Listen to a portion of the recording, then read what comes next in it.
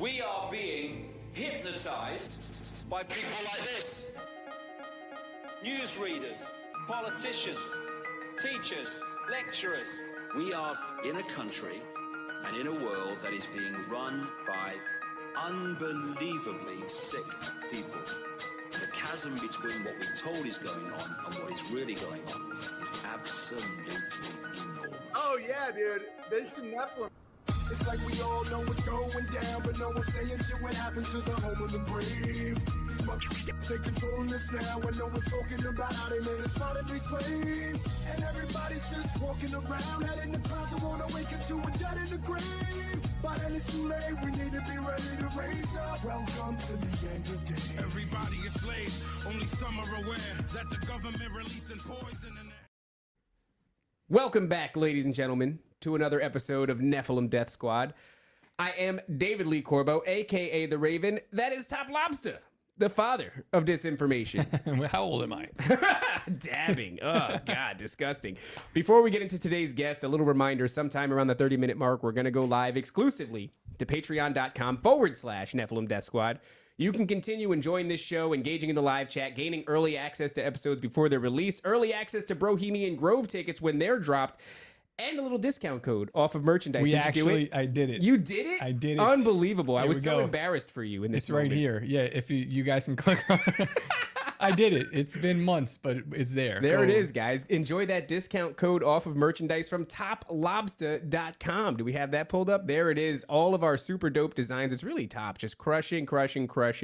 Top Lobster's Dogman. The Bene Ha Elohim. I like that's that a one. good Let's one. do that one. We never actually show that one off. And I was actually at a hibachi joint recently, so this really hits. If you are a hibachi enjoyer, if you are an Elohim enjoyer, then boy, do we have the shirt for you. That's a banger right there. Check that out. Little Yeah. angel on the back. He's got gonna a slice and dice up your food, man. He's got an egg sitting in the top of his hat. That's where they hide him. Did you know that? That's when they do that. All right, guys. Toplobster.com. Like I said, merch discount codes at patreon.com/Nephilim Death Squad. Joining us today, Dr. That's right, guys. We pull a doctor. That's how big of a deal we are. Round of applause for us. Dr. Ben Rall. Dr. Ben Rall. Before we get into the conversation, let's talk a little bit about where they can find you and what it is that you do. Yeah. Well, thanks for having you guys. Are awesome. This is Thank you, going brother. to be fun. You know, it's funny you say a doctor. I have to. So I'm a chiropractor. So that right there is always a good for the butt of many jokes. So I'm not a real doctor, of course, right? I'm a pretend doctor. But I always laugh. The people that are always skeptical. They probably aren't listeners to your guys' show. So we probably have the right audience here. But the best way to follow me is my website is drbenrall.com. I do have a clinic in Orlando, Florida. I also have a podcast called Design to Heal. And the Design to Heal podcast is a great way if you're looking for some of the things we're going to be talking about today. My other website has just some information about the books I've written and some of the work that we do. But yeah, excited to be here, guys. I might have to come out and visit you out in Orlando. I know this is a little bit of an aside, but my wife, she was a... My wife. She's a massage therapist for many years. She went to Cortiva and got, licensed to do that. And it honestly destroyed her body. We're blessed to have her out of that field now. But she's in so much pain every single day. And I'm like, I'm at a loss. I don't know what to do because You gotta. I think I gotta. Yeah. Well, first I have to build a shed and then I have to pull her behind it and do the whole thing. But, it's brutal because your back, once you screw up your back in a big way, it's like the command center, you know what I mean? So everything comes from there. And she's in so much pain that she feels like a burden because she talks about it every day and I feel terrible and I don't know what to do. So who knows, maybe we'll end up meeting in person soon. Happy to help for sure. That would be awesome. So we were talking a little bit before the show. And Top was telling me about the nature of what you do and this kind of concept that we touched on about the body's ability to heal itself. And I know that's going to be, kind of what we're going to end up talking about today. But I got to tell you, and I hope you don't mind, right before we started the show, we touched on something very briefly, and it was this idea of Ozempic. And I know that I really kind of want to jump straight into it because I know that we're setting out to talk about a much larger topic, but we haven't really discussed Ozempic on the show. Ozempic being this weight loss miracle pill, right? Miracle. I mean, that's how they're kind of pitching it. That is, I saw somebody say that America has been saved by Ozempic. That was either the tweet or the article title. And it's because we've been facing an obesity epidemic for so long here in the West. I can kind of see how you might say that sort of thing. Yeah, people have been put in the situation of, like, I know a couple people that are on Ozempic or something like it, but they haven't been put in, they've put themselves in a situation where they kind of have to do this now. They have so many other debilitating factors that don't allow them to exercise or live healthy otherwise, and they like reject healthy food. Like they just can't eat it. You ever see people where it's like, I don't know if it's My Strange Addiction or My like 600-Pound Life, but I remember one in particular where this woman started gagging at vegetables. and I've never wanted to, and this is a Christian show, I've never wanted to assault somebody so much more in my life than watching that woman gag at the prospect of broccoli. So yeah, I mean, we have been in the throes of an obesity epidemic. Is Ozempic here to save us, Dr. Rall, or should we be skeptical? Yeah, man, you guys are like throwing me the softball. Now I know this is a Christian show, but like I tend to get pretty angry about these things. And I appreciate you guys asking these questions. I think Ozempic is like the perfect, it's real, but it's almost a metaphor for everything that's wrong with healthcare. Okay. And what I mean by this is, so just for starters, so the reason we were laughing a little bit is I saw an article the other day that they're going to now have Ozempic for dogs. Okay. Right. God. You know, truth is stranger than fiction. And you go, what in the heck is going on that we're doing this? All right. Now, and you're right. Here's what the way it gets positioned is so important. I'm going to throw some facts at you. So right now, Ozempic, a lawsuit, a class action lawsuit has been filed against Ozempic for $2 billion. Okay. This is the classic thing of healthcare, right? We could go through Vioxx. We could go through opioids. We could go through thalidomide. We could go through Dexatrim. I don't know how old you guys are, but Dexatrim, right? The diet pills, right? That ate people's heart valves, right? So all of a sudden, there's all these people that have. So I'm going to tell you some of the things in the published literature of Ozempic that they admit to: increased thyroid, pancreatic, bone loss, stomach gets paralyzed. It only works when you're taking it. The minute you get off of it, you gain everything back. It's liver. It destroys your liver. It messes up your liver enzymes. It destroys your bones because it robs from your bones. It eats up your muscle mass. That's why they call it like a skeleton face. They say because it literally is eating away. It's the stupidest freaking thing we've ever done. And it's being billed, like you guys said, not you guys, but like as it's saving us.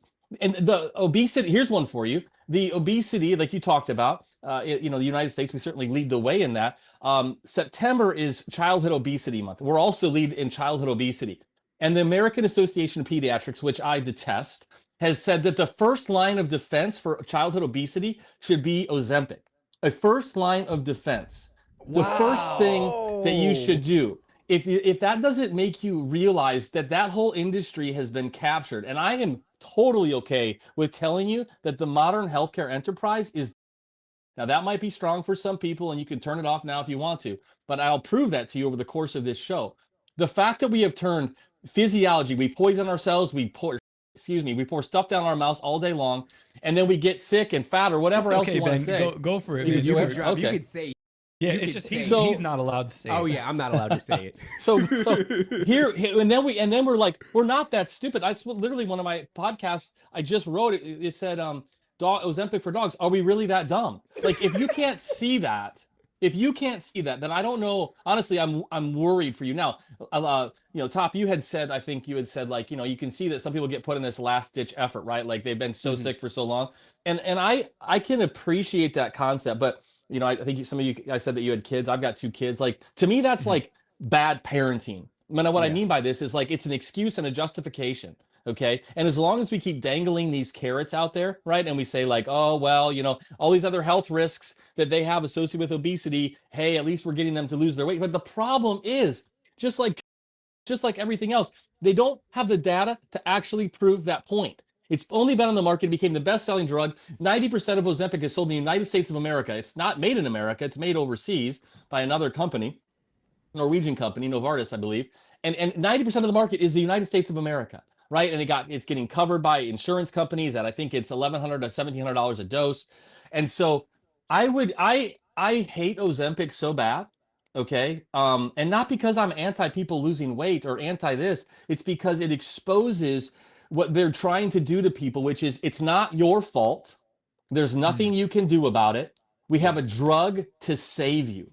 Just like they tried to call it the savior, just like they tried to call the savior, whatever else that they want to do. And it's putting, as a Christian, we're putting our faith in medicine. We're putting our faith in pills, potions, and lotions. And then when it doesn't work, we blame God. It's the stupidest thing I've ever seen. Like it's embarrassing. So you already got me fired up. But Well, no, I mean, this is, I understand why you're fired up. And somebody said, Real Rye or Die said that it's really, sad seeing fat children. And I understand. It's sad, but it also makes you laugh. Well, because they're cute. I mean, you know what? I will admit they're much cuter than fat adults, but there is something. I guess I don't want to jump to a crazy conclusion and say like it's child abuse. It is, but it really it feels like it. Like I want to say that. The thing is, it's like there are so many decisions throughout the day, and we talk about it on this show because we approach it from like a spiritual lens. Like we're constantly being asked to consent, and throughout the day, you have these decisions, and at least 5 times a day, you'll have a decision on what you're going to put inside of your mouth and your body. Like yesterday when you said, "Do you want cookies?" and I said no, and then he ate and all then of I them. ate about 4 or 5 cookies right after that. But what you're saying about this whole being produced overseas, we don't have long-term data. That sounds a lot like you brought up. It sounds a lot like the. And I know we're going to have to, who knew this episode? Who would be knew? so Well, we dangerous? said this. We're going to be doing a lot of medical information, and that's the number one thing that YouTube doesn't like. And so when people listen on YouTube and every other word is bleeped out, and they go, "Why is it like this?" It's the only way we get to exist on this platform. Okay. Yeah. But very much in the same way, we were being subjected to experimental technology that had no long-term data. That was really the huge issue that I was talking about in the very beginning, really early on, is like, we don't know what the long-term effects of this are. Sure, they're doing studies and Well, it's like, that's almost like a secondary, like they don't care. They don't care. we've been presented. It's like I said, it's a constant presentation of choices, and it's all garbage. And the more you choose the garbage, the deeper into this hole you get. Yeah. And the deeper in that hole you get, the harder it is to come out. And here they are with this, that's like a Freemasonic response, right? It's like we create a situation. Oh, the Hegelian dialectic crap. Yeah. It's like, well, here now you have this. So I was like, here's red dye 40, and it's in all this stuff that's very addictive and it's delicious. Yeah. And now that you're and you really can't move, because listen, man, I have family members like this. It's horrible. That like they can't breathe, so they can't even get up and move around to lose weight. And it's like, what other choice do you have? You know what's really funny though is like during the number one comorbidity was obesity. Like that was what put you at risk the most. And now it's like, well, we have a cure for the obesity, but it comes with all these ailments. So it's like, no matter what you do, it's obesity is going to end up killing you. If you take Ozempic, you'll lose the weight, but you'll get a litany of things like loss of bone density. A smaller coffin. Yeah. Well, I mean, hey, at least it's cost effective.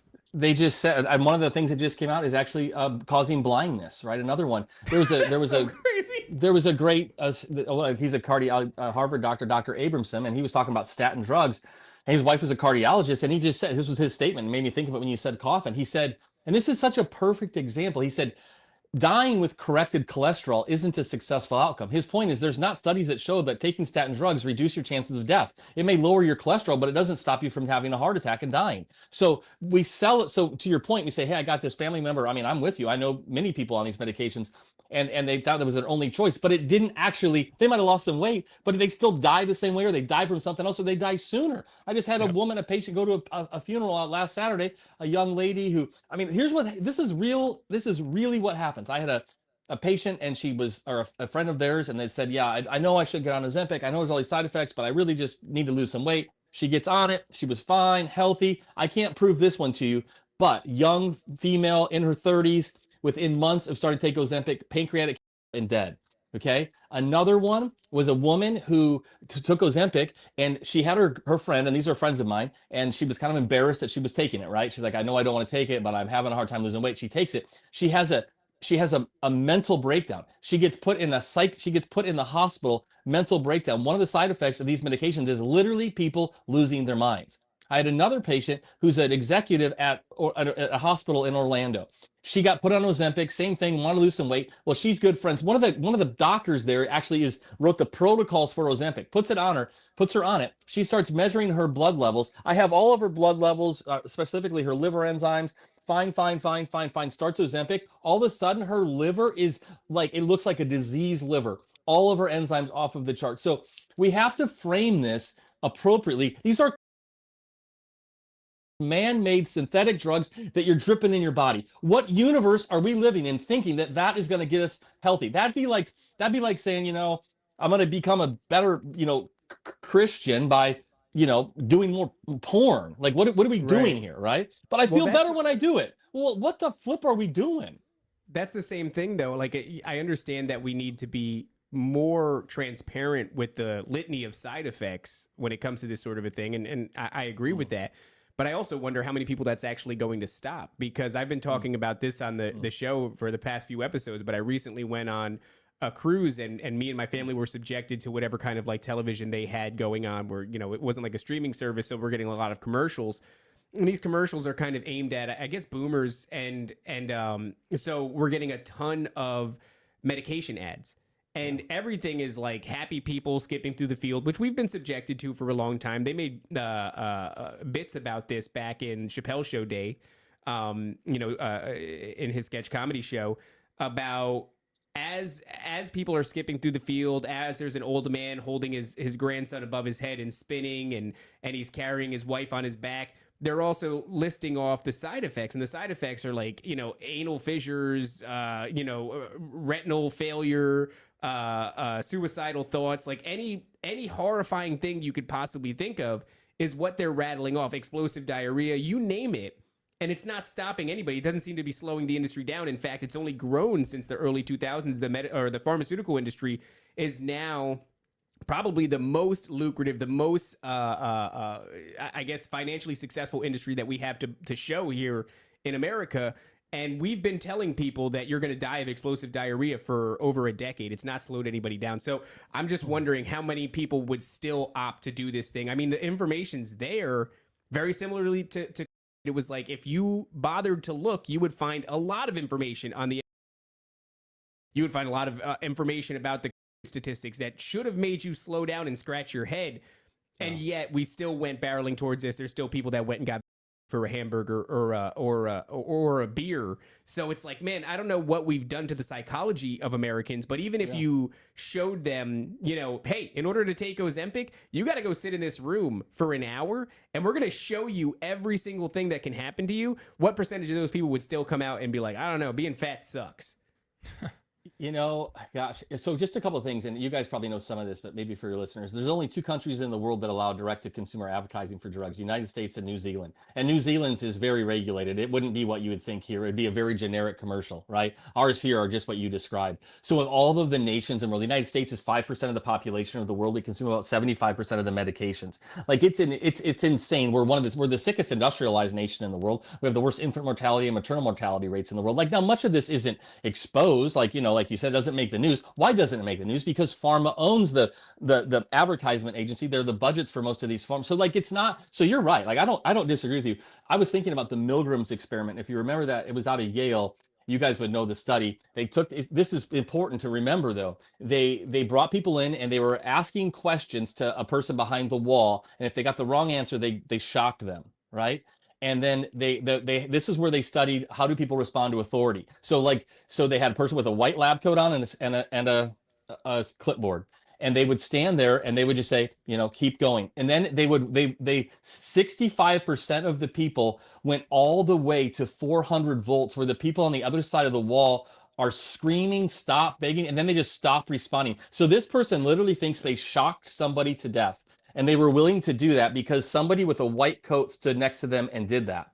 And that's so I agree with you. The only thing I would say, or the only thing I can say, is some people will listen, right? Mm-hmm. So some people say, why are you so extreme? Why are you always yelling and screaming? Why are you so pissed off at medicine? Well, because it almost me. So that's part of my journey and part of my story. But then partly is also somebody woke me up, right? It's like sharing the gospel, right? Some people say, I personally hate this. It's not in the Bible. And they say, They say, always share the gospel and sometimes use words. They don't say that in the Bible. It says share the gospel. We use our words. We're not, yeah, like live like a Christian, but like we're also called to share the gospel. Somebody taught me the truth about God's laws of health and healing, and it changed my life. I was brainwashed just like everybody. I wasn't raised in some hippie commune that didn't take drugs.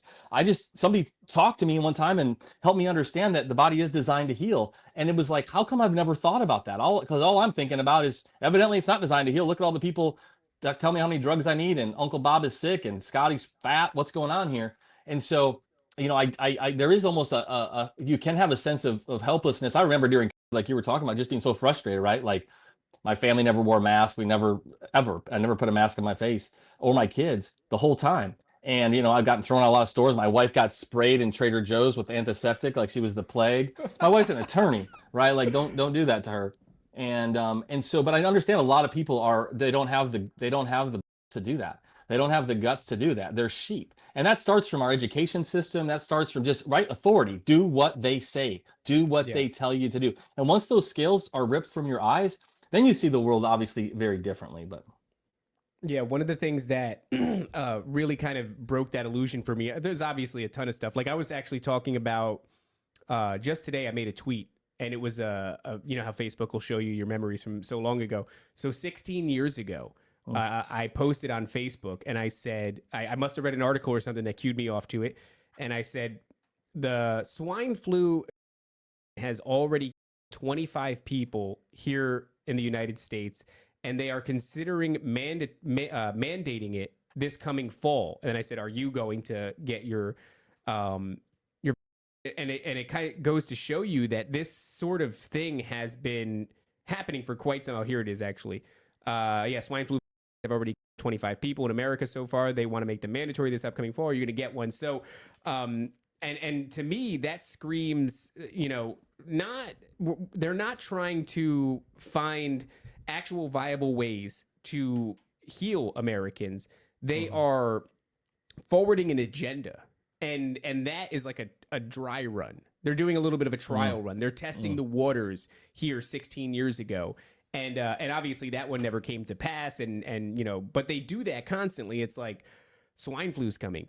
Better do. So, we might have to get, and then you get, H1N1 is coming. Ebola for a little while. Zika virus, right? It's always something until they finally get what they want, which is, and I guess everybody's speculating right now, what nefarious purpose did this thing serve? This technology, is it just the medical intervention that does something to the individual, or is it the government overreach, the lockdowns, the destruction of the financial system, all of these, or is it one of these why not all of the above?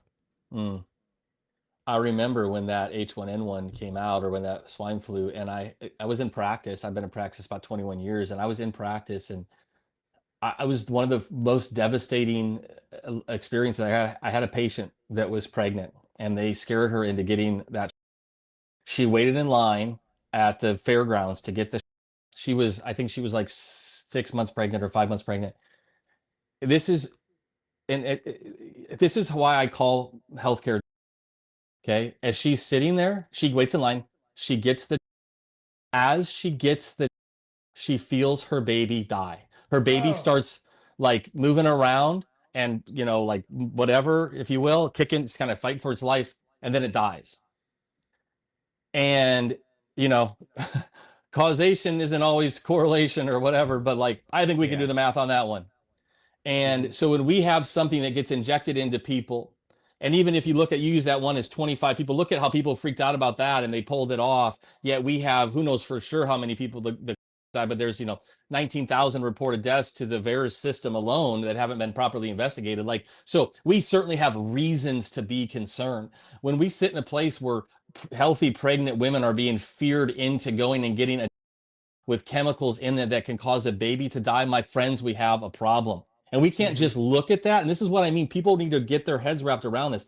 Like, you're literally saying to yourself, if you believe that that's okay, meaning like those things exist, then you're saying, we think it's okay to kill some people so others might live. That's human. That's what that is. You got to wake up to that. especially when you get into this realm of mandating, right? And these kinds of conversations. So yeah, I It's mean, that's heavy stuff. remarkable, too. It's Nephilim. It's Nephilim. 100%. Realist. I mean, we're actually gonna have this guy back on right after this episode, but we spoke to this guy Sean of Kingdom in Context, and we were going through some extra canonical texts like the Book of Enoch, and he brought up some passages from chapter 7. I don't know where you're at on the Apocrypha, but I got it right in front of me. No, there you go. There you go. okay, so yeah, it's actually the first verse of chapter 7 where it talks about how the fallen procreated with the woman, and it's like they used enchantments. They were using cutting of roots. Yeah, the cutting of roots was one of them. Yeah, and then it goes, and then they bore children. And then they bore children. And you're like, wait, what? Yeah, so like one sentence is they took them as wives. The next is they were using enchantments, cutting of roots, which is like pharmakia. That's like in the Greek when it's translated, that's kind of what they were talking about there.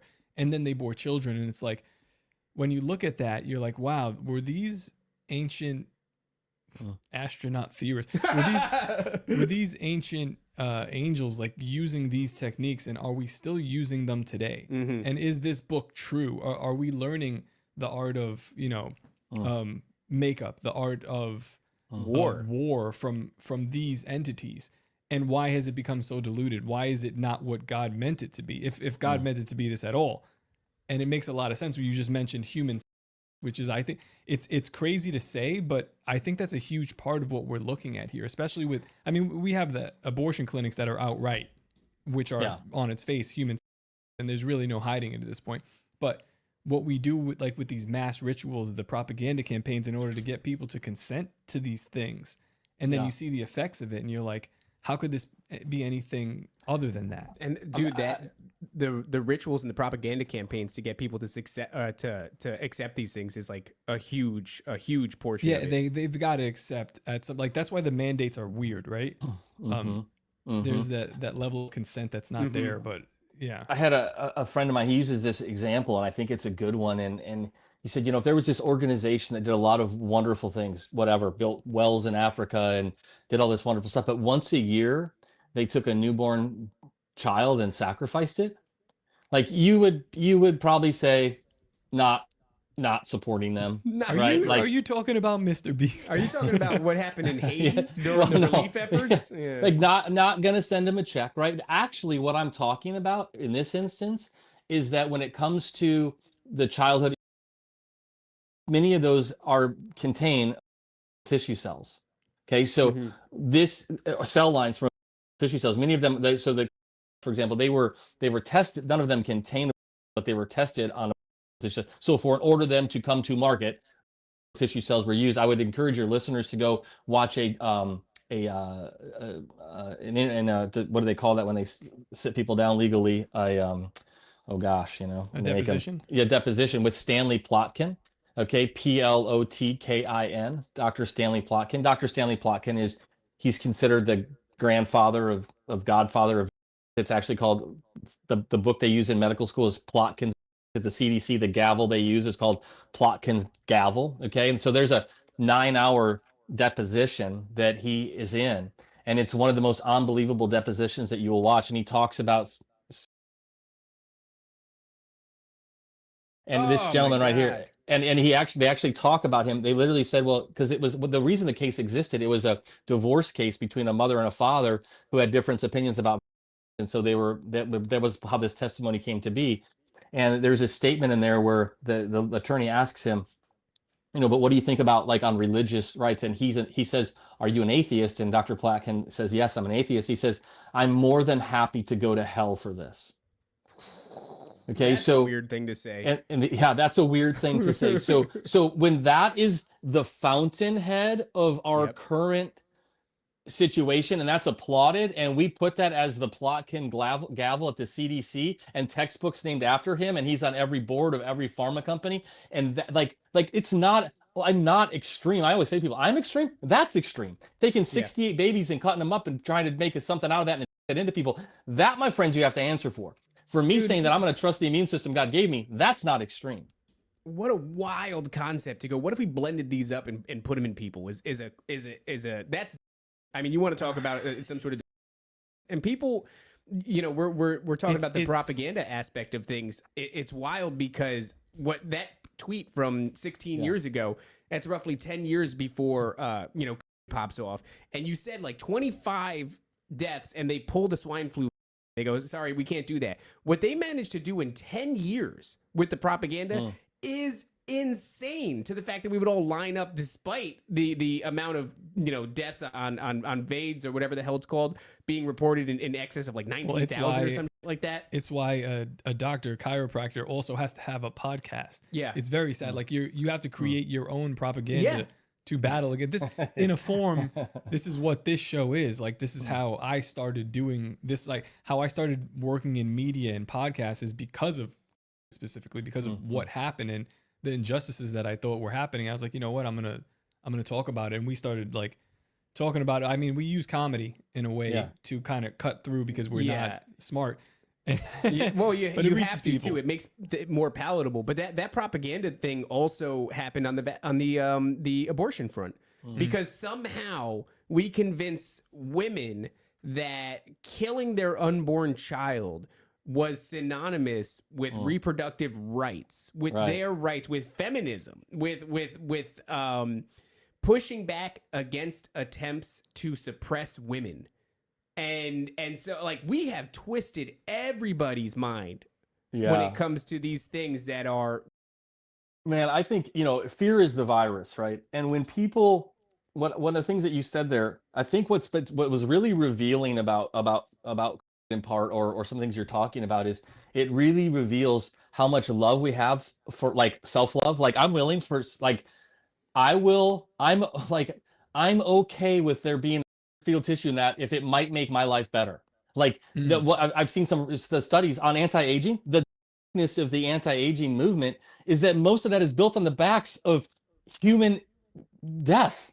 Like, we're willing to children in the name of science so I can live longer, and we're okay with that. The reason, like, the interesting thing about early Christianity and even the early hospitals and back in the smallpox and things like that, there was a time where Christians weren't idiots, right? Like, there was a time where we were known because we would go, the early hospitals were Christians that were willing to go in and risk their lives to serve smallpox, or just, right? Wow. People they're like, who are these people that are willing to die for me? They don't even know me.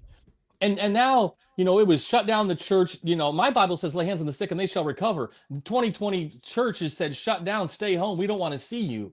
Right? Like, and literally stay 6 feet away from people. Stay 6 feet away from me. Like, what are we doing? And I just think it revealed like how fearful we are of death, how fearful we are of just living it out. And really, do we believe what we even proclaim to believe? Do we believe the words that are written in the scriptures? And so I think it was really exposed the fear.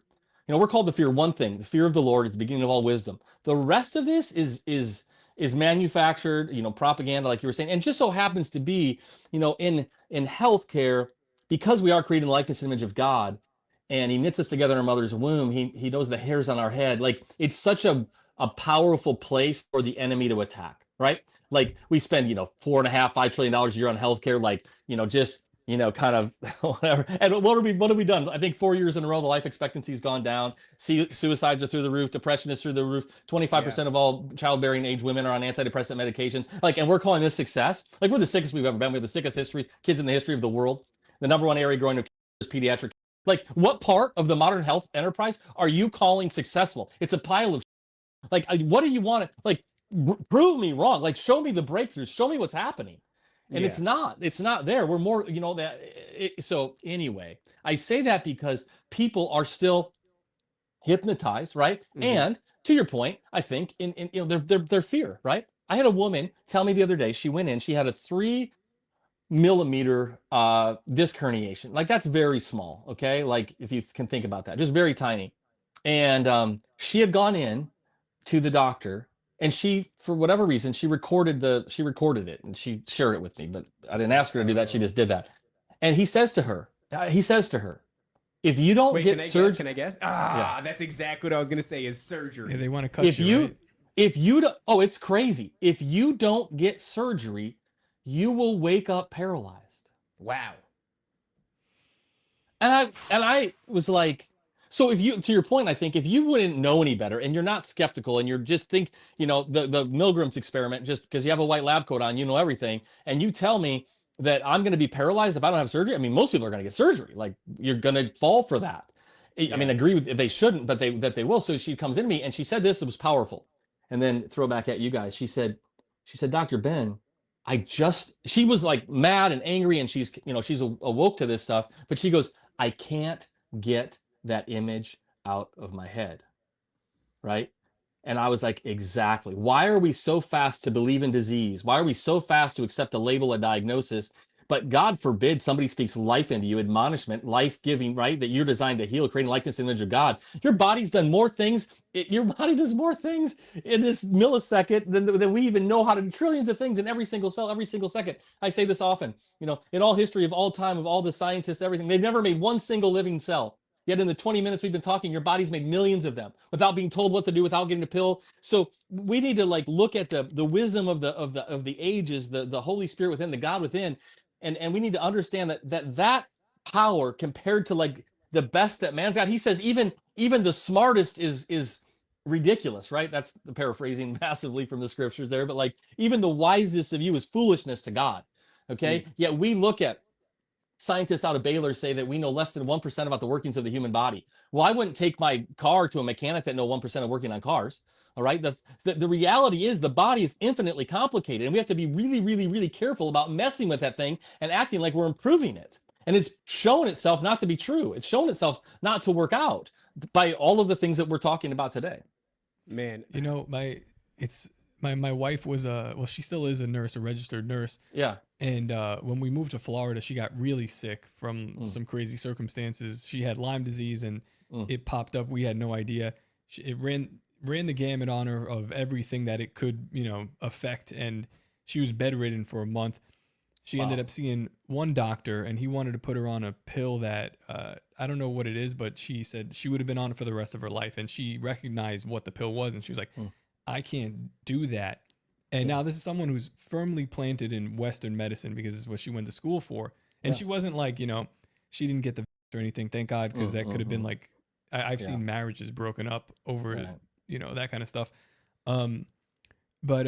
So she saw this pill, she rejected it. She went the holistic route, and we were doing, you know, IV infusions of like vitamin C, high dose, and glutathione, and all kinds of other stuff.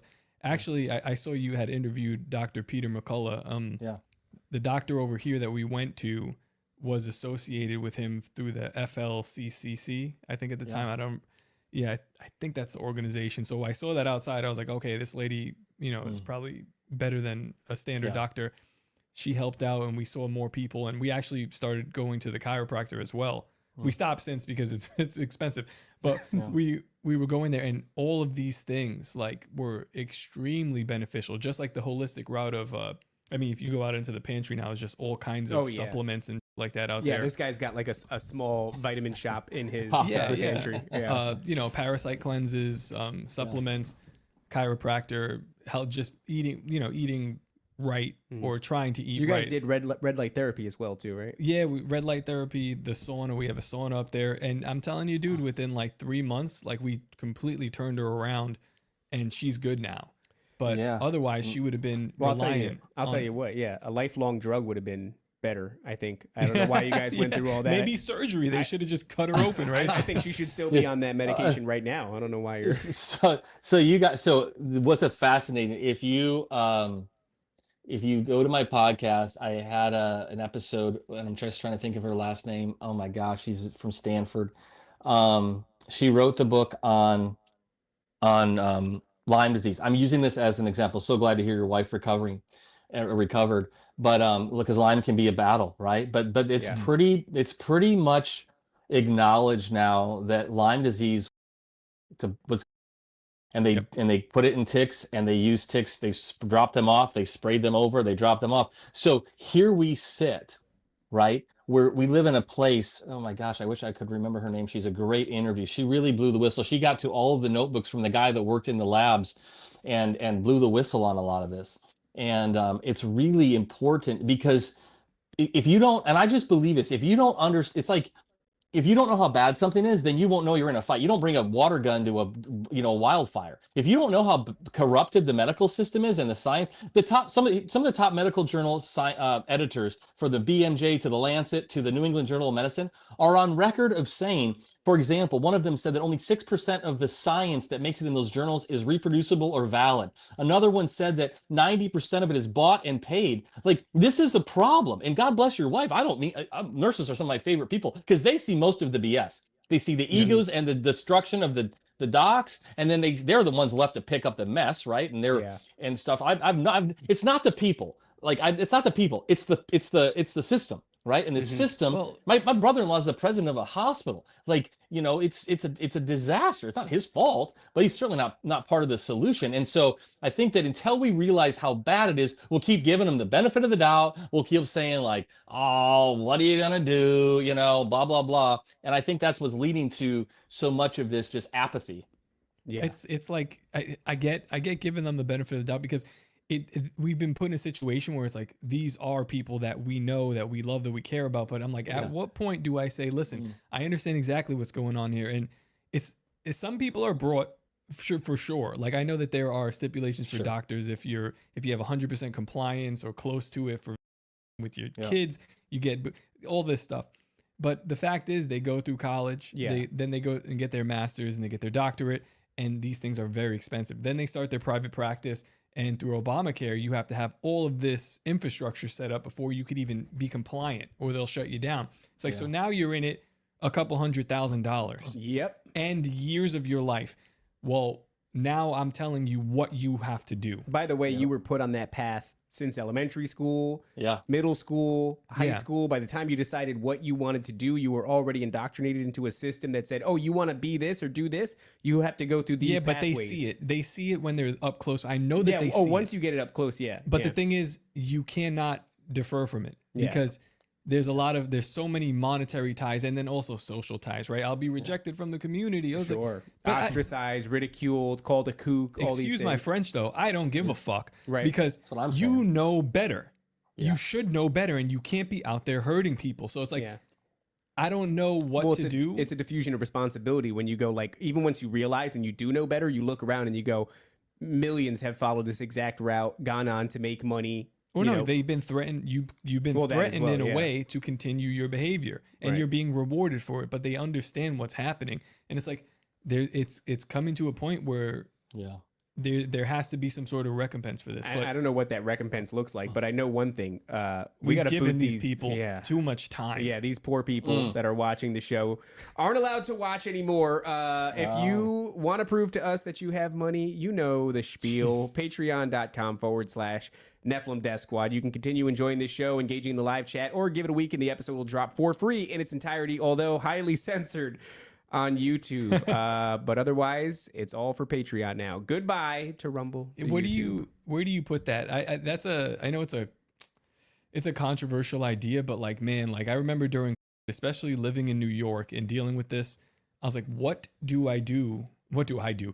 What is to be done with these people who have sat by, seen what happened, and not just allowed about the personal responsibility. I'm talking about the doctors. I'm talking about the doctors. Yeah. Yeah. It's like, I think we need doctors as well, because these are brilliant people and they do help, but their curriculum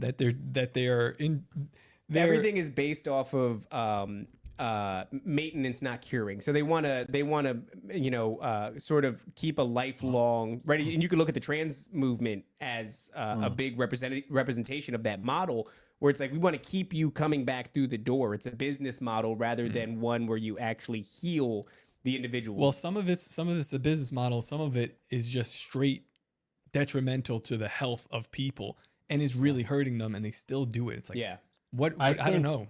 I think you said something there, Top, that I think was interesting, which is, and I don't disagree with you. Let me just clarify a couple of things. So emergency medicine, right? Like if my head is laying on the other side of the street, like, don't take me to the chiropractor, right? Like, I think we all grasp that.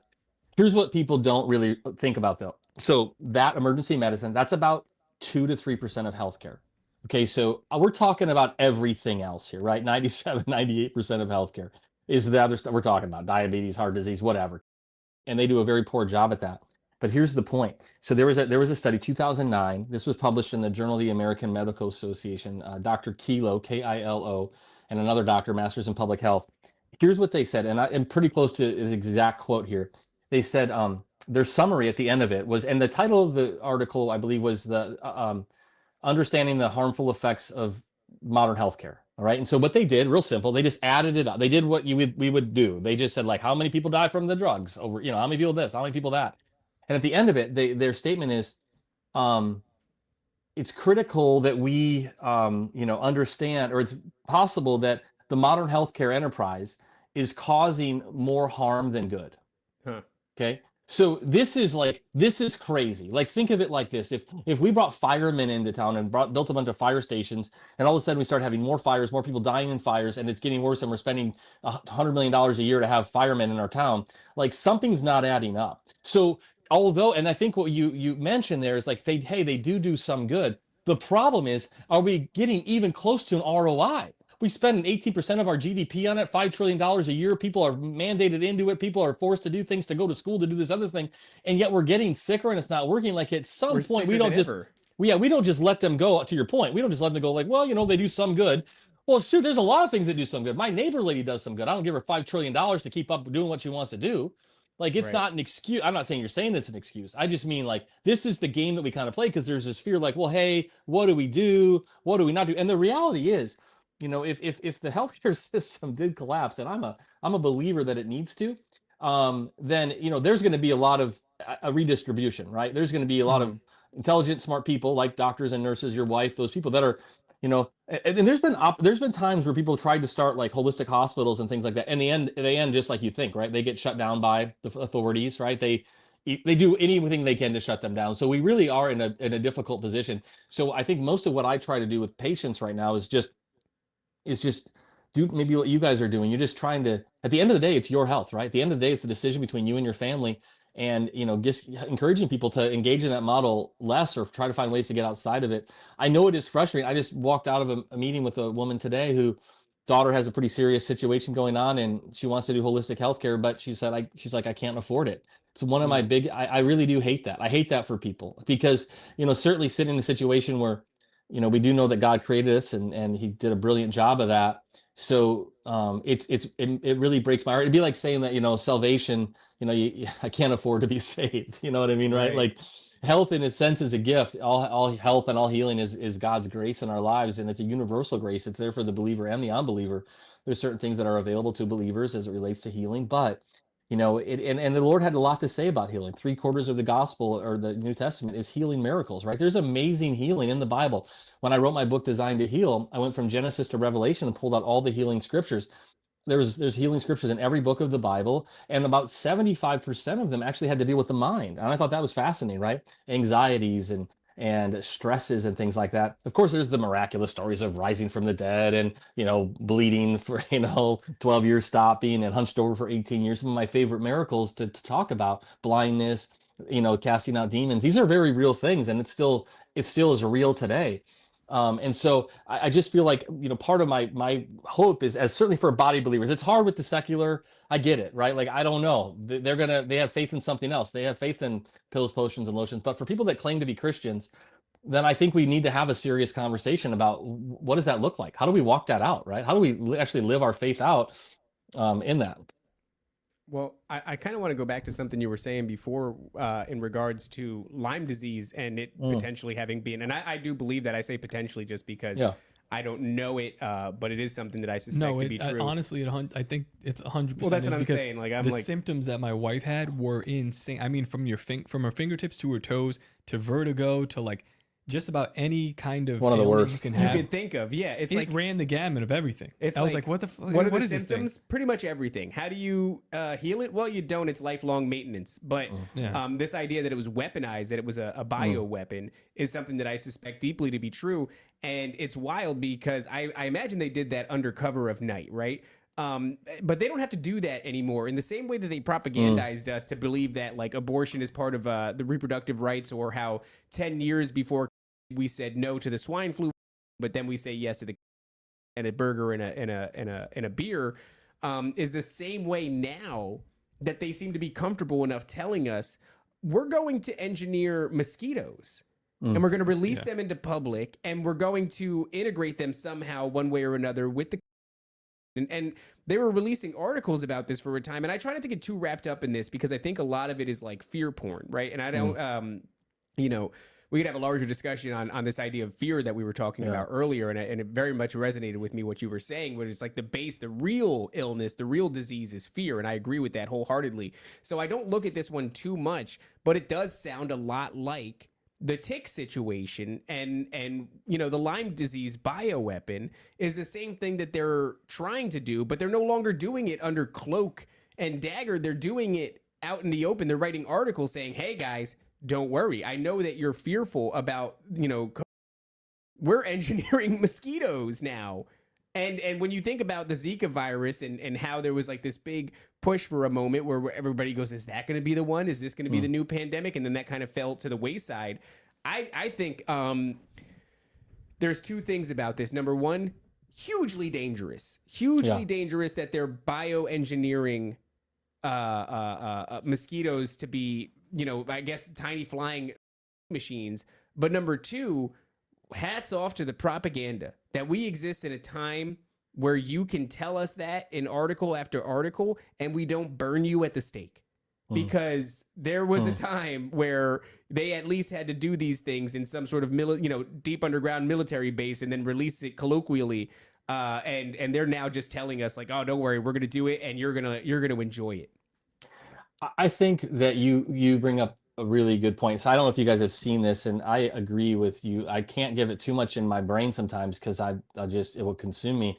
In Japan, it might have been the UK, they approved, this is a couple of months ago, I think it was in June, what they called self-replicating or self-spreading, right? Which is that it's going to literally, and it literally, like to your point, they say in the literature, like this is because then for those people that won't get, then they're still going to get the, we came up during that, a lot of people were asking questions about, and some of those, I had some scientists that were friends of mine that called me and they said, listen, and they were very nice, but I think this is a good intersection of the faith right here.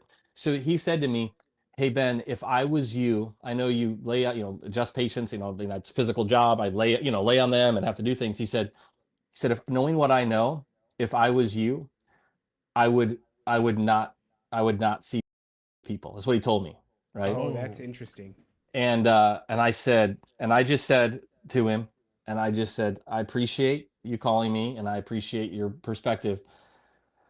However, just who I am and what I believe God's called me to do, I lay hands on the sick, and that's what I'm going to do. Right. And so I'm not saying everybody's going to come to that answer, but my faith is that. Right. And so, you'll get bit by snakes and you shall not die. Like I have a part of me that has to operate in that realm as a believer. Doesn't mean I go around licking toilets and I'm injecting, poison into my body on a daily basis, but I believe I can't live in the fear. I can't live in the fear of that. I also think you remember a long time. Remember Al Gore's documentary? Remember back in the day, the climate one? Remember that when Al Gore came out? Can't remember the name of it, but weird enough, my wife's alma mater, he was giving a talk. This was like 20 some years ago, and we went to the talk. I remember, and he said something regardless of the climate change stuff. He said this, and it always stuck with me. He said, there was unintended consequences. This was his argument, right? And when we start to play God, to your point, when we start manipulating something, we start putting some, bugs out there, using a mosquito as a vector for inoculation or something like that, and it becomes self-spreading or it's mutated or whatever it is, like this ends poorly, right? You're not going to fool God. You're not going to mock him, right? And so the fact that the audacity and the ego and the pride that we think we're smarter than God and that we're going to fix or improve upon his design is blasphemy. And it's led us to this place, which is we think that we're gods. I mean, in the sense that we think we are God and we think we're going to fool him. And then of course we put, doctors into kind of that deity position, right? So many times I'll meet with patients and they'll say, I don't want to take this drug, but I don't want to tell it to my doctor. I'm like, what are you talking about? Like they don't, it's weird. It's a weird thing, right? Like that would be weird. Like be like you saying, I don't want to tell my car mechanic, that it still rattles, like he might be mad at me. Like, no, you want it fixed. And so there's a lot that that has to happen. What I don't know, like you were alluding to, one of you, is I don't know if it'll be like a Band-Aid ripped off and the world wakes up and we're finally just done with the model, right? Or if it'll be, I don't know. I don't know how it will play out. I thought more people would have. Yeah, go ahead. Yeah, it's why I asked the question about like, what do you do with the doctors? Because if a study definitively comes out that doctors have been suggesting and basically forcing on kids, and I mean, the autism rate is up like thousands of percent. During the lockdowns, there was horror stories of kids at school coming back and being like, "Oh yeah, they gave us a at school today." No parental consent. But it's like, what do you do with these guys? Because something organized's got to happen. Otherwise, if you rip that Band-Aid off, this is I've thought about this a lot. Like societally, that is bad news. You can't tell parents like your actions cause this to your child, but realistically, they're going to go, no. I was given this advice by this guy with the rope, and then it's a mess. But you got two things in play here. You got the PrEP Act, which allowed them to essentially do anything. Okay, so if we're going to use the specifically, and then we have, of course, the 1986 Act, which allowed manufacturers have immunity; they cannot be sued. And so now there's some powers. Yeah, so crazy. There's some discussion right now if that's going to be changed, and it should be changed so they can be held liable. But until those things change, to your point, I think that it won't be. We say this all the time. When you look at all of the the Sackler stuff with the Purdue labs, with the OxyContin and all that, like nobody went to jail. None of them went to jail. None of them. And so until people, I agree with you, until people go to jail for this stuff, right? Like nobody's like, what's your, you're going to just hide behind the immunity. You're going to hide behind the laws. You're going to hide behind, I didn't know any better. It's going to be that's why people have called for essentially, trials 2.0 based upon what happened during crimes against humanity. I think it's a fair position. I agree with you. I mean, that would be my prayer. I mean, you hear whispers sometimes and you hope that somebody's going to be held accountable, from Fauci to the other people worked on the gain of function stuff, but I don't know if we'll see that day.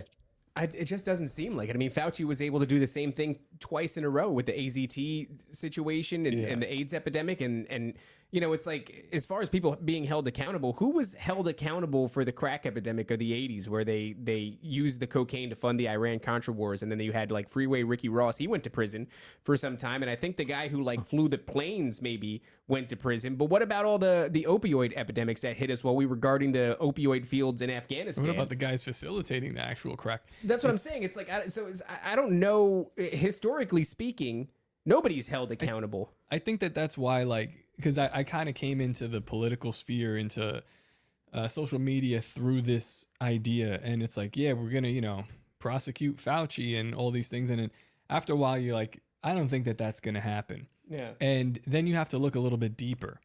And I had some Christian roots, and we started to discover, well, what if I looked at this through the biblical lens? Like, what if I put that up and just sort of, it makes a lot more sense through that lens, through the Christian landscape, through that scope. But I wanted to ask you more about, because this is really blackpilling. I don't like this conversation. Well, I mean, look, it's ultimately not, but this is a fallen world, right? It's just something, and there's a narrow path. There is, Jesus Christ is what you should be focusing on. But as far as, I don't know. Well, it's something that's happened, and we got to talk about it, every so often, because I forget myself that this has happened, and how angry I was, because I was right there in the belly of the beast, got away from it. So, all right, that's good, but I want to talk about your practice. And actually, the body actually healing itself, as you mentioned, you're not afraid to work with sick patients, and you're going to help them. You're going to help align them, hopefully, to clear their pathways, so that there's a better. I know that you can do certain techniques for there to be better drainage, for them to get rid of these toxins in their body. Can you just tell us a little bit about that? How does that work?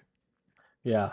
It reminds me of in the scriptures, right? Paul, truth and grace, right? We need both, right? I need a fire and brimstone sermon, and then I also need to be reminded that he does love me, right? The solutions, the actual solutions. So one of the things that I love about chiropractic, and it's just to get started in that conversation is, when I remember like one of my first days of school in chiropractic, there was the professor put up this, probably I think it was an overhead projector, and it said, when a person dies at 100 years old, medicine asks, how did they die? Chiropractic asks, how did they live? Right? Chiropractic is a study of life and what makes people live. Medicine is a study of disease and how people die. And that's a foundationally different approach. So the typical medical system we'll just call allopathic, right? Diagnosis, treatment of those diagnoses with drugs, and we could talk about that. We've talked a lot about that. And then the other side is more of a vitalistic model, right? Which is this understanding that the body is a self-healing, self-regulating organism. In a sense, needs no help, just no interference. We're really good at interfering with it. So one of the principles I love about chiropractic is that it isn't that I necessarily fix or cure anything. It's that we remove interferences, or I think like you mentioned, maybe, impedance or things that are blocking. In a very simple example, maybe information from the brain to the body. So my story of my own healing through chiropractic was I had massive digestive issues. I was training for the 96 Olympics as a boxer and got sick, didn't know what to do. I grew up in the traditional healthcare system. My mom says, go to the doctor. I go to the doctor. They do an upper GI and a lower GI. I remember waking up and the doctor's holding, the print off pictures of all these lesions through my digestive system, just these black tar bleeding ulcers all over, so many they stopped counting. And I said, what do I do? He said, you take these two drugs. I said, for how long? He said, forever. I didn't know any better. Took those medications. They made me worse. I went from 165 pounds to 245 pounds. I go in every 6 months, get my scans redone. My lesions were either getting worse or staying the same. Nothing's getting better. Somebody told me I should go to the chiropractor after about 3.5 years. I kind of said, well, what would that do? What would that matter? But in a sense, I had nothing to lose. So I went there, and he found pressure in the area of my spine of the nerves that went to my digestive system. It doesn't work this way for everybody, but this is what happened to me. Gave me an adjustment. Now, mind you, I've been doing this for 3.5 years, every day taking 2 drugs and not getting any better. Matter of fact, getting worse. Within 1 week of those adjustments, I got off the drugs I'd been on. I lost 67 pounds in 4 months. Went 2 months later, got my scans redone, and my lesions were completely healed. It's amazing, but it's not a miracle. You're designed to heal. We had to remove the interferences to that. So a chiropractic approach is going to come through that lens, which I know your body's infinitely intelligent. It wants you to heal. It's doing everything it can. When a person's blood pressure is high, it's not the body saying, I know, I want to kill them. I'm going to raise their blood pressure. It's trying to meet the demands of the body to get nutrient, oxygen to the tissue cells and get the waste products away. When your body has a fever, it's not going, I know what I'll do. I'll try to kill this kid. No, it's burning off bacteria and viruses and cells. It's amazing. It's one of the most amazing things that is in our bodies, yet we look at it in fear, right? We're afraid. Mike, this freaks people out. My kids have never had a pharmaceutical drug. They've never had a Tylenol in their life. I don't even own a thermometer. I've never taken my kid's temperature. My daughter's 18. My son is 15. People say, you're crazy. I said, no, I trust that what am I going to do? That wisdom in that body is far better than anything I have. The wisdom of that body, that body knows what temperature that needs to be. Far better than I do. Now but now some people can't handle that. But I ask them, why can't they handle it? The other thing that has just been put into you. The other thing is just that fear has been created in you. And so for people to not understand it. So when I'm looking at the body, we're saying, hey, how are you feeding yourself? What does that look like? Are you moving your body? Are you getting good rest? How's your spinal line? And then of course there's the toxins and there's the molds. We live in Florida. I had to learn all about molds after I moved to Florida from the Midwest. You get the winter. You don't have to worry about molds up north for the most part. You do in Florida, right? And so we talk about lifestyle stuff. We talk about, the mindset, the approach. I think that's one of the greatest things, if I can help people understand, is that they are designed to heal. Most people, as crazy as that sounds, most people don't think like that. They live in fear, right? What's wrong with me? What's wrong with me? What's wrong with me? What's wrong with me? And they want to look to man to answer that question. And I don't operate like that. I don't believe in giving labels to people. I don't believe in speaking disease over people. I don't believe in just encouraging that fear in them. I believe in just reminding them that they're fearfully, wonderfully made, and then removing interferences for their life so their body can heal and function the way that God designed it. Now that sounds simple. Been doing it 20 years, 21 years, 20,000 patients. I would say that not a day goes by that I don't see what would be considered a miracle, right? People getting off of drugs, people healing, people. I've had a lot of crazy stories. One of my craziest stories was a woman who was on thyroid medication, and she told me she didn't tell me anything. She just decided to get off of her thyroid medication. She didn't even tell me. Then one day, a few months later, she said, "Hey, Dr. Ben, I just want to tell you that I got off my thyroid medication." I said, "Oh, that's awesome. Congratulations, way to go." And she said, "Well, the doctors can't believe it." I said, "Well, that doesn't surprise me. They don't really believe that kind of stuff can happen." She goes, "No, he was really surprised." I said, "Well, is there more to the story?" She said, "Well, yeah, I don't have a thyroid. They cut it out years ago, 20 years ago." I said, "Okay, that is interesting." Her thyroid had regrown itself. Wow. So, no, that's an extreme. I mean, that's a wild story. My dad had stage 4, was given 2 weeks to live, picked him up in an airport wearing a diaper. The oncologist, I was on the phone with the oncologist. The oncologist told my dad on the phone with me, "Your dad has 2 weeks to live. Go pick out a casket." That was his words. I said to my dad, "Does that sound satisfactory to you?" He said, "No." So I took him to a natural clinic in Mesa, Arizona called an Oasis of Healing. My dad was free in 21 days. Now, people think that's amazing. It doesn't happen every time. And I'm not here to sit here and tell everybody that does what my dad did lives forever. I'm here to tell people there's a whole nother world that's available to you. And for a lot of people, it's new. And not new because it's wrong, not new because it's bad. It's new because you've never experienced it or seen it, because it's not on TV and you've never gone to the chiropractor or whatever. I don't even care. I love chiropractic. I'm biased, but like, it's if you told me today, Dr. Ben, you can never get adjusted again, but you can understand God's laws of health and healing, and you can know that you're fearfully and wonderfully made. That's what matters. That mindset, that perspective, right? Mind of Christ, seeing it that way. That's the most powerful. I love getting adjusted. It's beautiful. I adjust my family, all that stuff. I mean, I love practice. I'll go see a bunch of people today. Like, it's what I do. But my main job is teaching people who made them. I'll share this one last story, then we can talk some more if you want. But I was driving home one night, and I've never heard the audible voice of God, but I've heard God speak to me. I don't know how you guys roll with it, but and I was just sitting on right under the I-4, and the Lord said, "Ben, it's great, what you do. You help a lot of people, feel better, whatever. But they're all going to die. And when they die, the only thing that will matter is if they know me." He said, "You talk a lot about healing, but you don't talk a lot about the healer." And that was the day that I decided and committed that I will never talk about healing and not the healer. There is one healer. It is not me. And there is the great physician, and that my job is to point to him. And so from that lens and that perspective, that's how I try to approach health and healing in my office. It's not for everybody, right? There's some people that can't wrap their heads around it, not because they're dumb or anything like that. The world has lied to them too much, right? They've been deceived. They're whitewashed. They just don't get it. And I have compassion for them, and I do my best to teach them. And maybe it's me not being able to help them understand, but some people just can't go there. There's just too much fear. But I feel like it's my job to do my best to at least reveal that to them. That's awesome that you got you basically got checked at that, because with this show, I mean, this show's kind of retarded, but it's like we often get DMs from people. I mean, maybe a couple times a week, I'd say, at least for me, David as well, where they're like, "Hey, you guys have helped me get closer to God." And I was like, "We didn't do anything. Like we do this thing. We talk. We try our best to make it as professional as possible. Well, I want as many people to watch as possible, but like, I'm not doing anything. What's happening here is like, we're giving experiences. We're talking with interesting people that are giving us their experience. And I think that God moves through this show. It's like, I don't have much to do with it. I just kind of like you what you can do is you can snap someone's bones in alignment, and you're like, well, the rest is God. Yeah. I think it's because we don't set out to do anything. You ever notice that about the show? Like, we never set out. It's never like, I'm going to ask somebody this. I'm going to, like, other shows will take and they'll write down the topics and everything that on like half the time we have no idea what we're going to talk about. We just start talking.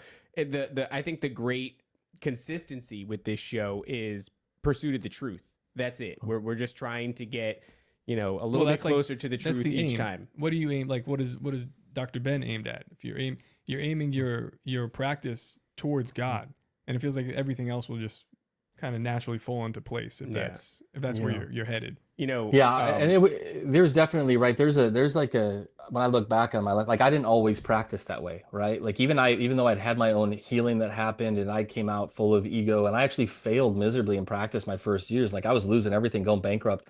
Like I thought this was it. And I had a kind of a breaking point.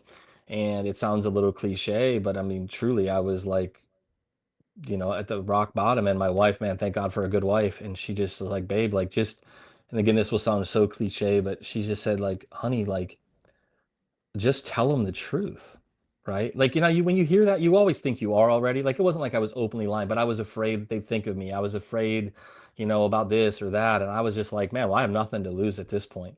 And we were rock bottom. And I just decided in that day too that I was just going to treat people like the way I would, like they were my sister or my brother. You know what I mean? Like I'm just going to like make recommendations, like you're my mom or whatever, and let the cards fall with me, because then I could live with myself. And we went from failing office, losing everything, to one of the biggest clinics in America in 18 months. And in your point, it was not a new marketing plan. It wasn't any, buddy saved the day. It was just, I think the Lord needed to break me, break my ego, break my pride, right? And just realize he's the healer. And like you said, I don't think, see, some people think that sounds like a cop out, right? I say, I move the bone, God does the healing. It's like we're trying to shirk responsibility. Like I'm not trying, like I don't want to take the responsibility. It's quite the opposite. I think it's actually just being honest, right? Like I can't heal you. I believe that God can heal people, and he may use somebody to do that, but I don't think I'm the healer. Okay. I think he's the healer. And so trying to keep myself, and people all the time, oh, Dr. Ben, you healed me. I didn't heal you. I stop him every time. I didn't heal you. He healed you. There's a great story in Luke.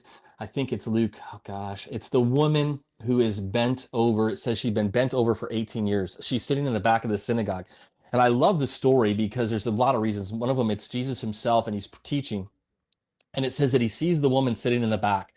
So I think, there's these amazing stories of healing in the Bible where, like, the guy calls out from the side, or the woman presses through and touches the robe and things like that. Like, those are amazing. But this one is like, it's different.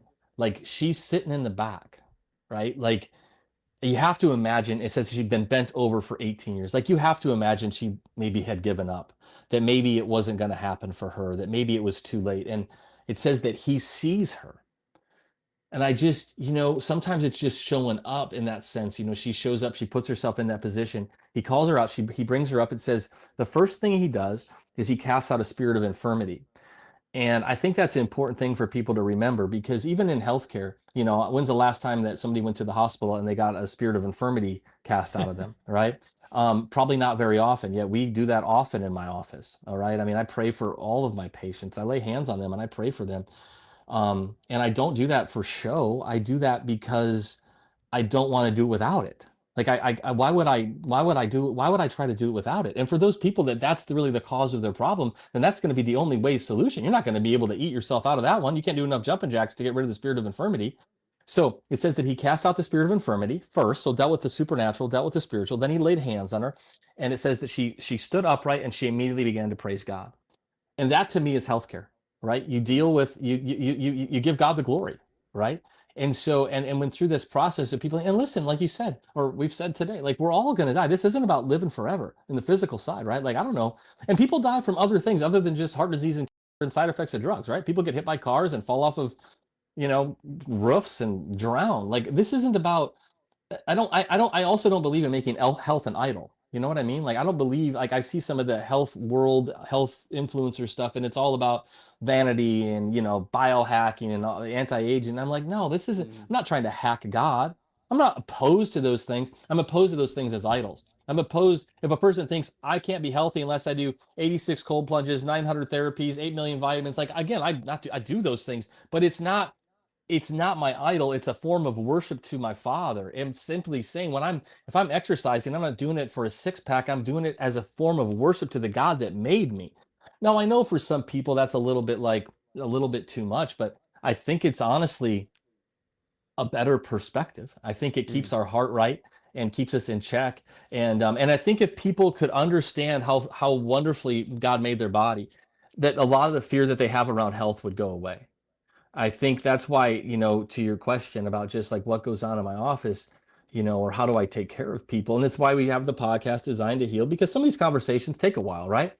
Like, you got to, if you're going to talk about heart disease or diabetes or for autoimmune diseases. You know, I have a doctor that's coming to work for me, and you know, he had MS. He had MS. He got diagnosed. He was a D1 athlete, playing for Navy. Got a bunch of, you know, the military love that, and so he got a bunch of his first week. Shortly thereafter, half his body gets paralyzed. They told him they diagnosed with MS, lesions on his brain and spinal cord. They told him he'd be in a wheelchair in 3 years, dead in 5. He had a very aggressive form.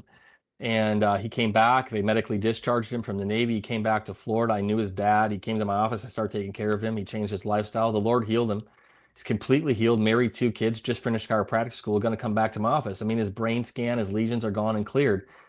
And again, people find that's amazing, and it is, but it's just, that stuff's not that weird to me, right? Like, it sounds weird to other people. They tell you, oh, it's MS, it's chronic, you never get rid of it, like, you know, or Lyme's disease for your wife, right?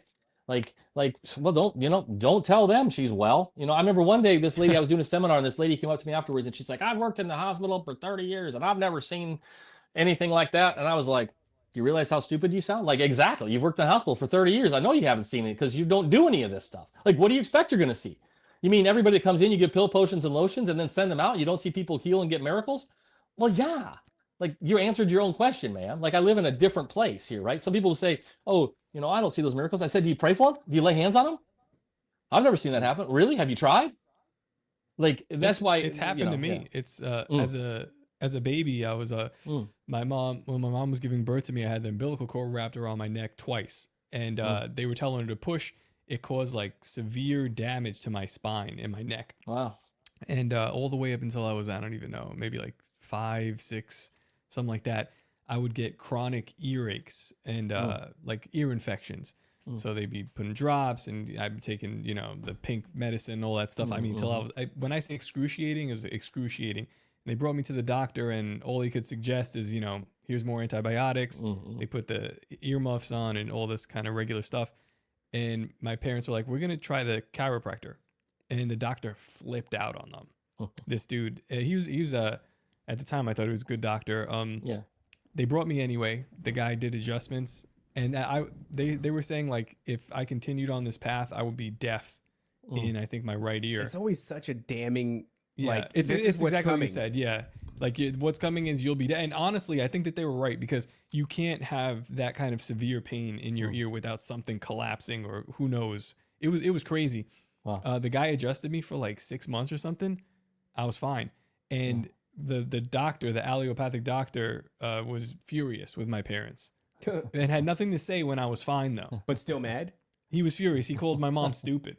Yeah, that's fascinating. And I'm a musician now, so like not only do I hear, but I hear really well. Like, thank God. Like, wow, thank God, right? Yeah, my wife, she, like I said, she's a licensed massage therapist. She was working her last job before she didn't have to work anymore was a chiropractor's office, and that whole like approach seems so much better. Like I had I was diagnosed with. And it was like the fastest process I had ever been through. They were like, yeah, seems like it's, don't want to do a biopsy because we don't want to risk it spreading. Let's just cut it off. It was testicular. So I lost a testicle. Just cut it off. Like, next thing I know, the surgery was scheduled. I went in there. I had it done. I never saw the doctor again. If you were wondering why you sound so weird. It's after that, my voice changed. Well, it's all making sense. You don't have a testicle, and top was strangled twice. Like, it's all making sense. Yes. But like, he's like, why did I come on this show? Like, I went through that route. Right. And I had never really been to the doctor before that. I went years and years, like comically so, where like people would ask me when the last time I went to the doctor, and I'd be like, I don't know, when I was a child, you know, so like 15, 16 years hadn't gone to the doctor, found this mass, went through the whole process. Within a couple of months, it was just done. I just was down a testicle, no longer had, I guess, and just, you know, moved on with my life. But the experience that my wife went through as a practitioner at a chiropractor's office is like, she would tell me all the time, people, not only would they love her, like she had like these old patients, because we're in Florida, so you know it's a lot of, it's kind of the old person central of the world, and they became so emotionally attached to her. She would have people weep, like, and I actually didn't like that aspect, because I noticed that it was taking a toll on her. Like, she was taking on the baggage of these individuals, but like I just couldn't I couldn't imagine that, because anytime I had been to the doctor, it was so sterilized and it was such a stringent process. In and out. It wasn't like somebody said, I think it was Jen. She was like, wait until they're doing this with AI instead of human beings. If they could do that now, they would, because the people that you deal with at a doctor's office are like automatons, and they want them. You know, I saw Hicktown Honey in the chat too, who is also she's my doctor. When I was going through something recently, I reached out to her. She prescribed take this much vitamin C, take this much, and do this for a bit, because I didn't want to go to the doctors and get put on like antibiotics and like that. And it ended up working out. But she was saying that the office that she practices at, she has to be careful what she says. She has to be careful what she recommends. So if they could remove the human element from this process, they would. But then you look at the chiropractor's office, and there's literally like human connection galore happening every single day. These people are sobbing. It tells you that there's something else beneath it. These people were in there because they had been in accidents and things like that, but there was a spiritual, emotional component. When I was going again, my second stint at the chiropractor more recently, everybody there was like, I'm from New York, so I'm very suspicious of people that smile. They were like overly happy, like the workers, and I was just like, are they hurting you here? Are they forcing you? And it's like, they're like, no, I'm just happy to be here. I'm like, look at this. I don't believe you. Hicktown said it's her own business and she can't because of federal agencies. So, well, thank you. Hicktown is my doctor, though. Thank you very. It's good to see you, doc. Yeah, I mean, it's not Hicktown Honey that made the recommendations. I always misattribute that. That was Hipster Tactical. My bad. Okay. That's all right. You're my doctor too, Hicktown. One of the things I try to remind people too, just to kind of put a little bit of the bow on this, because I think sometimes, at least in America, you guys probably know a lot about this, but for people that are kind of learning a little bit today, the part that would answer a lot of the modern medicine, I mean, you guys talked about some of the old stuff, spiritual stuff, which I think is super real, but the modern medical, there really is what we call, right? We won't go into all those, your Flexner reports, but that's really when it all changed significantly. So much of what we're operating in today is rooted in at least in the modern, 1910 on kind of thing, is what's called. That's when you just saw petroleum-based and pharmaceuticals as we know it really get used and distributed. And then, of course, like you said, one of you said earlier, all the money involved in that.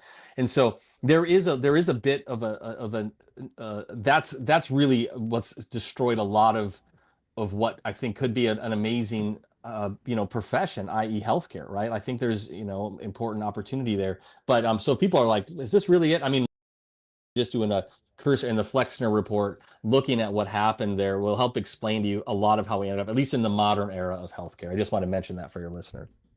Yeah, it's I mean, just going back to what I was talking about before, this, if it is a modern Rockefeller era of medicine, it is void of, if the Bible says, lay hands and you can heal, we're trying to do it as impersonal as possible. We don't want to touch you. We don't want to have empathy. We want to just put you through the grinder, the machine. You know what I mean? We want to try to have as least amount of physical contact. We don't even want to hear, that's the other thing too, is like when I went through that process and it's like, oh, it turns out I have no mention, not a single utterance of my, health and nutrition, my habits, the things that I'm subjected to on a regular basis, like no mention of that whatsoever. It was just, this thing is here. It's like, God forbid you should go, okay, it seems that you have some form of, we should explore what you're eating, what you're exposed to on a daily basis, any of these things,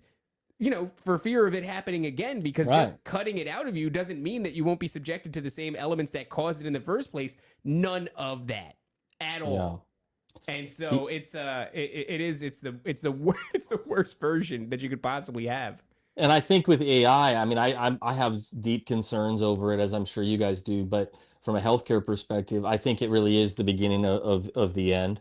And because, like, how do you sue AI, right? Like, I think you're right. If they could flip that switch tomorrow and just say, well, the algorithm told us to do it, right? And there's no person behind that. And I think that from the litigation standpoint, I mean, I think you will see very, very quickly, as soon as, I mean, there's already some things that are happening, but that's going to be, it'll just be an algorithm of most medical care based on your biometrics that they're capturing through your watch or your ring or your phone or however it goes down. That's why I don't wear any of that stuff. I don't wear any biometric screening. I don't have any of that stuff, mostly because I don't know where it goes, right? Right. And I don't want that in somebody else's hands. Like you was joking, you said you don't go to the doctor. I haven't been to the doctor in 25 years and I'm a doctor, right? Like they don't have anything I'm interested in. I'm actually frustrated right now because my son is home. He's a little under the weather. He's actually not been sick for a few years now that we moved to Florida. But he's a little under the weather. He's been home for 2 days. And I've just been letting him go through it. He was running like a little bit of a fever. We didn't do anything about it because it wasn't that serious. And I do think, like, obviously the body's turning the temperature up for a reason. And if you interrupt that process, you're just going to prolong it. You're going to elongate the entire process because it has to go through it seems. And now we're getting messages from the school where it's like, please bring him back. And I know that obviously they're going to allow him back, but they want a doctor's note. And I'm like, why do I even need to go to the doctor? He's just got a fever. He's 10 years old. He ran himself crazy at church. They had a swimming, not a swimming day, but they had inflatable water rides that they brought to the church. He went crazy and, I guess overexerted himself, got a little under the weather. And so he's been down and out for the weekend. But in order to get him back to school with no problems, I got to bring him to the doctor. And it's just like, for what? It's a kid with a fever. Get the blessing from the high priest that says you're well. I'm like, it's so annoying. I always laugh. What's funny about that? Two things too. One would be, you're exactly right. Just give you the data on the fever. So there's studies that show when you artificially reduce a fever, like with an antipyretic or Tylenol or something, it does exactly what you said. It actually it drives it in deeper, right? Because it's not getting exposed, and it actually increases hospitalizations and increases things like pneumonia because it's not able to run its course as fast. And of course, it doesn't happen every time, but that's what the study showed. But then also, I always laugh. I know a lot of people that, like daycare and stuff like that. And they'll say, if the kid has a fever, it's so funny to me. They'll say, then you have to give them like the Tylenol. And if they lower their fever, then they can come to class. And I think, are you guys idiots? Like that's like you. So do you think by lowering the fever, you've like their sickness is gone? Like, are you in la la land, right? Like you're doing what you got to do. Like you said, let the kid lay home and rest, do what the body's telling it to do, which is lay on the couch and veg out and snuggle mom. What do you mean, Ben? We've printed trillions of dollars. Clearly, our economy is much better. Like, yeah, exactly. What are you, retarded? You know how great it is? I mean, he's sick. I told you I'm not a real doctor. That's right. He's been sick, and that just means he's been quiet for 2 days. So honestly, it's been awesome having him home. He's just relaxing. He slept a lot, but it's like, what am I supposed to do? Give him water, make sure he's hydrated. If I can get him to eat something, then he'll eat. If he's not hungry and he's tired, all right, go back to sleep. Whatever your body's calling you to do. If it's calling you to fall asleep over and over again, probably rest for as long as you possibly can, and we'll see where you're at. But now I have to, like you said, go to the high priest. I have to get it in writing. I have to prove to the system that my kid was sick. God forbid I even wanted to take just some time off, and break him out of I guess next time, don't tell them they're sick. I guess just tell them whatever. We've always homeschooled, so I don't even know some of that world, but. Yeah, no, it's called an unexcused absence. Yeah, I can't relate to that either. Well, here, let me tell you what happens. Too many unexcused absences in a quarter will lead to somebody knocking on your door called a truancy officer, and they're going to go, "Hey, you haven't been taking your child to Rothschild re-education camp." Yeah, to the public indoctrination center. Yes, the public indoctrination system, and that's not allowed. And so you're going to get a fine, or worse, we're going to put you in jail because you didn't follow the rules. You didn't follow the rules. So yeah, it's a lot of fun. Truancy is an interesting concept. I love that, where it's like, hey, you didn't come to this thing that you pay tax dollars to fund, and therefore you're in trouble. Look, Doc, I want to respect your time. We're coming up on the hour and a half mark, and I know you have to lay hands on people today. So before we go, actually, you know what? We didn't ask last time to Wesley. I would like to ask Dr. Rall. Dr. Rall, are you having fun? Yeah, I can't, I've been doing this 21 years, and matter of fact, it was a few weeks ago, a month ago, we went on a cruise, my wife and I, Alaskan cruise, and it was beautiful and it was wonderful and all those things. But I do best when I am doing what I feel like I'm called to do. And that's probably the best time I had was during even though it was insane and the world was crazy. But it was like I was so alive, because every day I had people that would call my office, tell me I was killing people. People would walk into my office, open up my door and scream at me. Like I was like, but I'm like, I don't know if you know, like the Enneagrams, like that different personality thing, right? So I'm an 8, that's a challenger. Like I grew up boxing, like I'm built for this. Like I'm a warrior. I fight for people. And so like I love this, right? So like every day people are coming in, they get lied to. I get to combat those lies, pray for them, love on them, encourage them, right? And watch them heal and have victory. So like I tell people this, I'm not good at much, like, but I'm built for that. And so that's where I'm at my best. I can't imagine. I was out of practice shortly. I'd sold my office in South Dakota at one point, and I moved to Florida. I was consulting like with doctors, right? Like helping them run their offices. And I couldn't, I was like dying inside, right? Because I was just like, my job wasn't to, help doctors make more money. My job was to help, sick people get well. And so I got, back into practice and that was almost 10 years ago now again. So I get, it's just, even though I have a lot of these other doctor friends and like, oh, you should like, just get your office to run itself and then, hire doctors. I'm like, I'm not good at much. Why would I stop? Like, this is what I'm called to do. Now I know that's different for everybody, but just to answer your question, like I'm pretty much just chomping at the bit most of my day. You know what's really funny? I love the pathway from like laying hands to like laying hands. Like that's that's an interesting. You're like, I know I'm supposed to do something with these. I bet he's like, every so often someone comes in his office like, I wish you would. I wish you would. I wish you would. Well, listen, Dr. Rawl, you guys are awesome. Is an awesome conversation, man. I really appreciate your time. It's encouraging too, man. It's not a single. I don't think maybe not one person so far. We always ask, "Are you having fun?" And we always get yes, and we always get a different. Like a slightly different answer. It's become my favorite question to ask people because I think there's like these, information driven responses are one thing, but like we're asking almost like a question of the spirit. You know what I mean? But we're also asking people who are on they're on their path. Like, yes. Dr. Ben is on his path. He's in the right spot. Like you've been put in the spot and this is where you thrive. Like when it happened, it was like sink or swim for most people. A lot of people sunk. But a lot of people swim. There's really nobody in the middle. Everyone's it's up or down. And you found your path, man. I think we just happen to continue to talk to people like that. And it's encouraging. Yeah, I think we're only going to find... I hope these losers in the chat figure out their way. I know, yeah. Well, I mean, I think everybody will. But one more time before we get out of here, Dr. Rawl, where can everybody find your work? Where can they find your podcast? Where can they find your practice? Yeah, so the podcast is probably just the best for listeners. So that's just Designed to Heal. That's that. I think we're on Instagram, Designed to Heal Podcast. And then my website, drbenrall.com. That's where my books are. And there's just a little bit of information on there. And then our clinic happens to be in Orlando, Florida. So those people that are in that area that are looking for help, that's that. And then the books can be bought, pretty much on Amazon and all those things. But yeah, I mean, I've always, one of my principles in my office is that I believe, to your point, I believe that everybody, has a divine purpose and we'll treat them as such. And so whoever's listening to this or you guys, I mean, I got introduced to you through, one of our mutual friends, and I was watching, I was like, man, these are guys, number one, they're fearless. They ask great questions. And, we just need more of that, more people that are doing what you guys are doing. So I was honored to be on here. I hope that it's helpful for your listeners. I had fun. So hopefully everybody else does as well. But thank you guys, and just bless your work and what you're doing, your families, your kiddos. And hopefully we stay in touch. Thank you, Dr. Ben. Rawl. Yeah, I'll let Matt know you said what's up, unless you don't want me to. So I understand. Yeah. I I'm sorry, I can't hear you. I think you're muted. I don't know if you're muted. I'm muted. Oh no, what happened? Oh, that's strange. Yeah, how about now? Can you hear me now? No. Like, nope. All right. Well, let's bring it. We're gonna wrap it up anyway.